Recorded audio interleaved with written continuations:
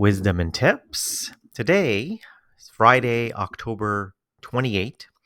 A very significant day as Elon Musk officially takes control of Twitter. He's already shaken things up quite a bit, and it's a significant day depending on your mindset.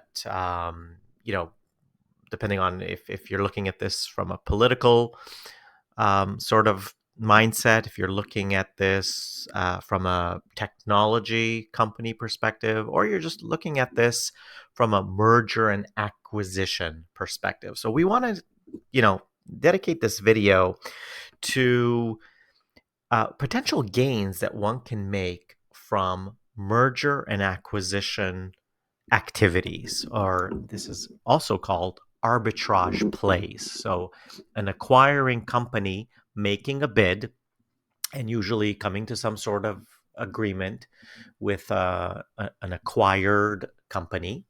And again, these are great opportunities for significant gain. But just with everything, you have to be very prudent. So we'll look at two case studies here today, again, based on the news from Twitter.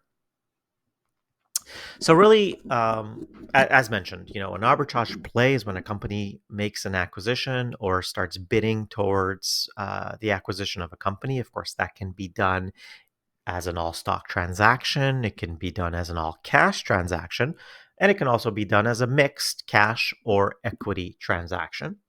So obviously, there's some key details that one must, be very cognizant of. Number one, the purchase price, right? Sometimes, it's something you need to calculate because they say, well, we'll acquire the company based on, and they'll throw ratios at you, 0.6 0.6 shares of the acquiring company plus, you know, X dollars of cash. So you really got to know, as the acquiree company, the company being acquired, how their stock is fluctuating as it fluctuates, what the purchase price is. We'll get to that in a second. You really have to understand the various risks involved. So anytime a company is buying another company, there's a lot of potential risks, including regulatory risks, including competitive risks, including foreign national interest risks. A lot of times, some of these deals have to be approved by various jurisdictions and countries. So, a lot of risk, and companies can also back out of these acquisitions as well. There's usually a breakup fee, but all these things you need to be cognizant of. Now, the gains to be realized when there are risks, and this is where things get very interesting. When there are risks to the deal being consummated, again, whether it be a shareholder vote, whether it be a government, an entity, a court, etc., when there is risk, what will happen is the acquired company, excuse me, company being acquired, is going to be trading typically at a lower price than the acquisition price. And this is where arbitrage comes into play, where various players in the stock market will get involved and make bets regarding if the deal has a likelihood of happening or not happening, excuse me. So just like everything in the stock market, this is not a game of chance like at the casino. These are calculated bets that people have to make.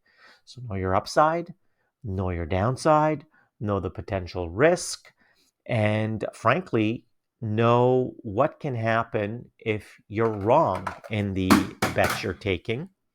And as well, if have a stop loss in play as well. In other words, if your bet's not working, know when to get out and get out quickly.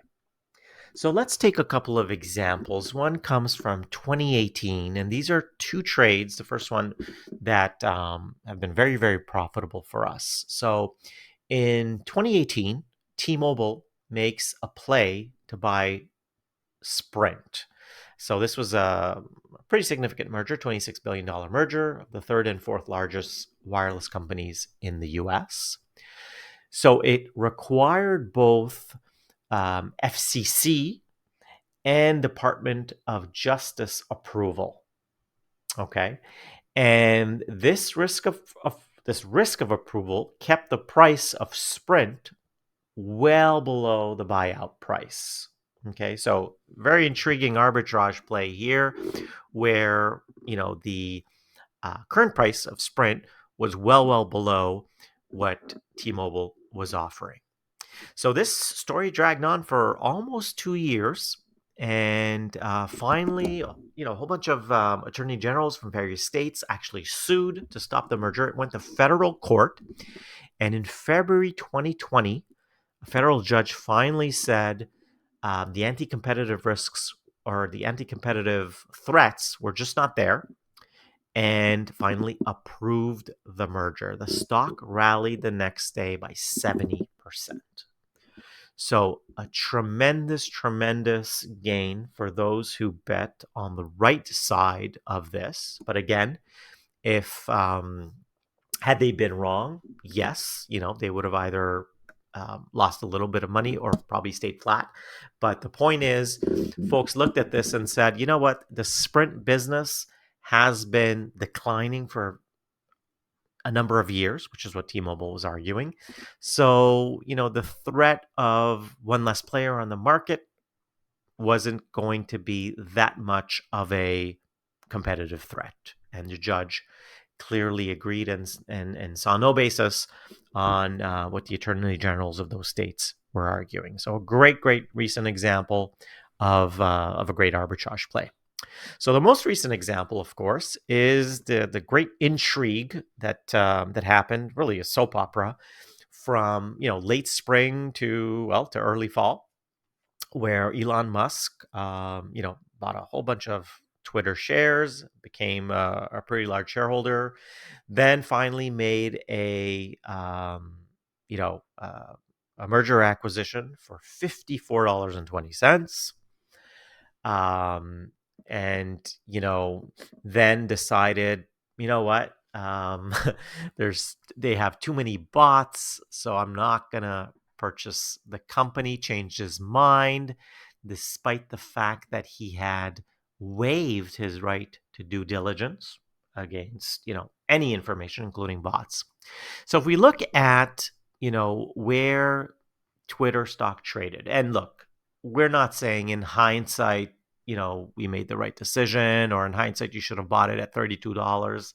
But again, looking at all the facts, looking at all the pieces of detail here.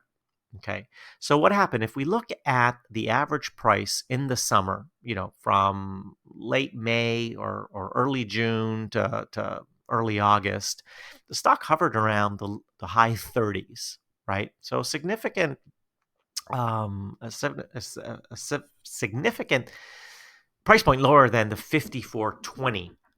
And at the lows of mid-June, it hit $32, where really things were getting heated up in terms of, the trial, and at some points really got ugly. Obviously, Twitter sued to consummate the deal. Buyer remorse definitely was a factor here because technology stocks had come down quite a bit. The market had come down quite a bit. So, 54.20 in hindsight was a high price. But I think Elon quickly saw that, he wasn't getting traction in the Delaware court. Typically a very pro, um, merger and acquisition courts. A deal is a deal. Obviously, these types of merger and acquisitions, lawyers are involved, 100 pages of documents. In fact, the merger and acquisition deal was published. So if you really had done your homework, you would have seen that there were very small chances that Elon would have had the right to walk away from this deal. He would have paid $1 billion, sure, a breakup fee, but he was going to most likely be forced to acquire the company. Now, if you were lucky enough to get into the stock in the early 30s or the mid 30s, you made a significant amount of money as the stock closed. The stock, will, exited the S&P 500, and as of today, the $54.20 still haven't been deposited in the accounts, but probably early next week will be. So you're looking at, 50, 60, 70% of potential gains. Now, this is a good example where the downside risk would have been significant. And a lot of analysts had said if the deal does not happen, he can't be forced to buy it. Twitter stock could fall to the teens, if not the 20s, right? So significant downside risk, yes. But again, if you had read all the details, done your homework, listened to some of the analysts, understood that, he had waived his due diligence, et cetera, you would have seen that this would have been a great calculated risk. So always keep your eyes out on some of these merger and acquisitions. Some of them are usually very public. They make the news, and look at it as a potential opportunity. And my opinion is, if you're going to gain something somewhere between 5 and 15%, probably not worth the risk. But in these two examples where we're talking about 50+% gains, no risk, no reward, sometimes it's a good idea to make a calculated risk. Again, thank you for listening to Stock Wisdom and Tips. Hit that subscribe and like button if you want to continue supporting our venture. And our venture, of course, is to educate, inform, and to help you find investment opportunities. Have a great day.